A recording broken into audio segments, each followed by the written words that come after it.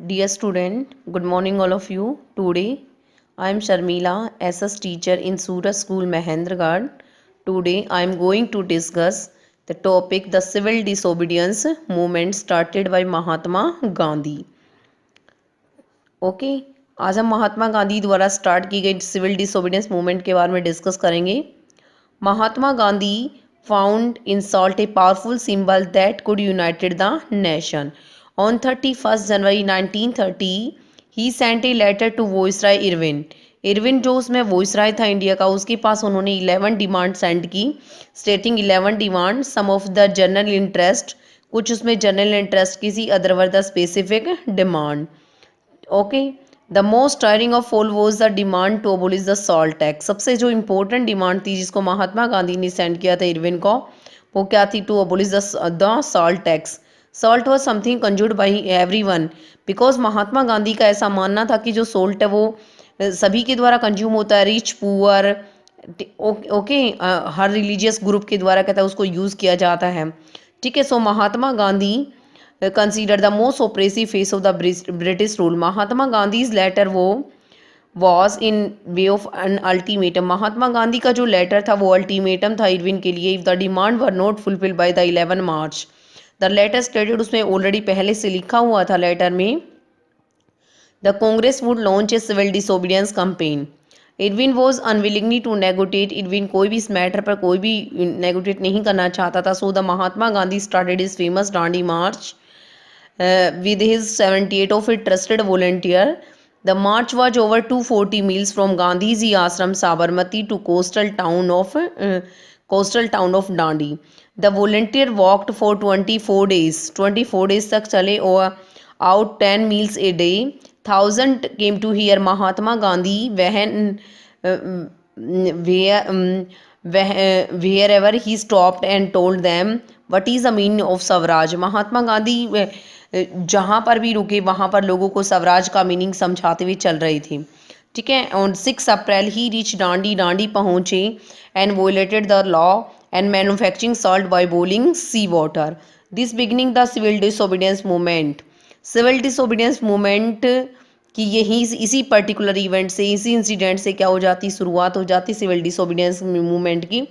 अब एक जो नेक्स्ट इसमें इंपॉर्टेंट पॉइंट आता है, what is the difference between the civil disobedience movement and non cooperation movement started by Mahatma Gandhi. In non cooperation movement and people were asked to not cooperate with the British government, but in the civil disobedience movement not cooperate with the British government but also break the colonial law. लेकिन हमें इसमें कहता rule regulation को भी तोड़ना था. ठीक है, एंड दे जैसे कि इसमें किया गया था, जैसे सॉल्ट लॉ है, मैन्युफैक्चर्ड सॉल्ट है. ठीक है ना, इस प्रकार से चौकीदारी टैक्सेस को लोगों ने देने से मना कर दिया, विलेज ऑफिशियल्स ने रिजाइन कर दिया. ठीक है, the colonial government began arresting Congress leader one by one. Government को जब इतनी सारी इवेंट के बारे में पता चला तो गवर्नमेंट ने क्या किया, एक एक करके कांग्रेस के लीडर को अरेस्ट करना स्टार्ट कर दिया. वहन अब्दुल गफर खान ने devoted discipline of Mahatma Gandhi was arrested in April 1930 में. किसको अरेस्ट कर लिया गया? खान अब्दुल गफार खान को. ओके, एंड उसके बाद में नेक्स्ट आता है, बट क्या होता है इसमें आगे की जो इवेंट आती है, angry crowd demonstrated in the street of Peshawar. लोगों ने कहता बहुत सारे मतलब दंगे कर दिए, मैनी वर किल्ड, बहुत सारे लोग मारे गए. जब महात्मा गांधी को पूरा सीन वोलेंटली नजर आया तो महात्मा गांधी वोलेंट के तो अगेंस्ट में थे, तो उन्होंने दोबारा से एक बार मूवमेंट को फिर से कहता उन्होंने क्या किया, उन्होंने दोबारा से मूवमेंट को उन्होंने वापस स्टॉप करने के बारे में सोचा. In such a situation Mahatma Gandhi once again decided to call off the cooperate the movement. Mahatma Gandhi ने दोबारा से कहता है कि मूवमेंट को कॉल ऑफ करने के बारे में सोचा और उन्होंने क्या किया, 5 मार्च 1931 को इरविन के साथ में पैक्ट क्या कर लिया, साइन कर लिया, जिसको हिस्ट्री में क्या कहा जाता है, Gandhi Irwin pact. Okay, Gandhi Irwin pact was, ठीक है, sign on 5 March 1931 between Mahatma Gandhi and viceroy Irwin के बीच में होता है. And by this Gandhi Irwin pact Gandhi ji consented to participate in a round table conference. इसमें महात्मा गांधी और इरविन के बीच में क्या डिसाइड होता है कि Congress second round table conference में, जो कहाँ पर हेड हो रहा था, लंदन के अंदर, उसमें पार्टिसिपेट करेगी. और इरविन वो पर्टिकुलर उन सारे के सारे गवर्नमेंट उन पॉलिटिकल प्रिजनर को रिलीज कर देगी, उनको रिहा कर देगी जिन पर कोई सीरियस केसेस नहीं है। ओके। और Mahatma Gandhi second round table conference में पार्टिसिपेट करेंगे as a representative of Congress. Okay. अब इसमें आता है कुछ लोगों ने इसमें पार्टिसिपेट किया, कुछ लोगों ने इसमें पार्टिसिपेट नहीं किया। बट नॉन कोऑपरेशन मूवमेंट और सिविल डिसोबीडियंस मूवमेंट में पार्टिसिपेशन को लेके जो डिफरेंस बात ये थी कि नॉन कोऑपरेशन मूवमेंट में हिंदू मुस्लिम यूनिटी हमें वहां पर नजर आती है, बट सिविल डिसोबीडियंस मूवमेंट में बहुत बड़ा जो मुस्लिम वर्ग है, मुसलमानों का जो वर्ग है, वो कांग्रेस से धीरे धीरे क्या रहा, अलग रहा। ओके। तो इसमें कुछ लोग थे, जैसे इसमें आता है पट्टीदार ऑफ गुजरात, जाट ऑफ उत्तर प्रदेश। इन लोगों ने इसमें पार्टिसिपेट किया because they were the rich farmer, वो रिच फार्मर थे।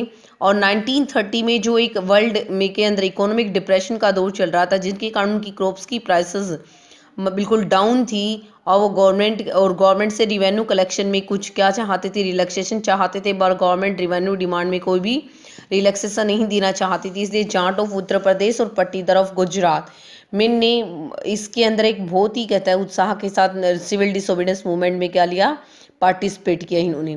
ओके। तो कुछ लोग जैसे बट जो पुअर पीजेंट्री थी, ठीक है ना, उसका इस मूवमेंट को लेके अलग रोल था। बिकॉज इसका रीज़न क्या था, क्योंकि जैसे जैसे अगर लैंडलॉर्ड कांग्रेस के नज़दीक आए तो जो पुअर पीजेंट्री लोग थे वो धीरे धीरे कांग्रेस से क्या हो गए, अलग हो गए। इसी प्रकार से अगर हम दलित लोगों का लेते हैं तो बहुत सारा जो लोग थे, दलित लीडर थे, वो अपने आप को बिल्कुल डिफरेंट मान रहे थे, और वो किसके अंडर में थे, डॉक्टर BR अम्बेडकर। ओके।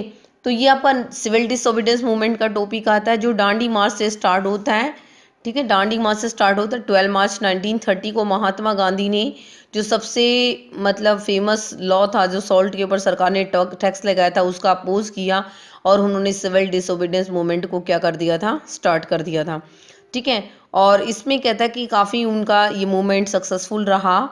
और बट क्या होता बीच में ही, कहता जब उन्होंने वोलेंटली सीन को देखा तो उन्होंने इरविन के साथ में पैक्ट साइन कर लिया 5 मार्च 1931 को, जिसे गांधी इरविन पैक्ट कहा जाता है। और ये किस किस के बीच में था, between the Mahatma Gandhi and viceroy Irwin के बीच में। ओके।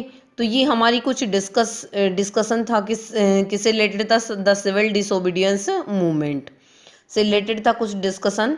और खासकर इसके बारे में जो क्वेश्चन आता है दांडी मार्च के ऊपर आता है, दांडी मार्च क्या थी, या महात्मा गांधी ने किस प्रकार एक पावरफुल सिंबल सॉल्ट का मुद्दा उठाया, और कहाँ से कौन सी इवेंट के साथ में सिविल डिसोबीडियंस मूवमेंट की शुरुआत होती है, ये सारे के सारे टॉपिक यहीं से।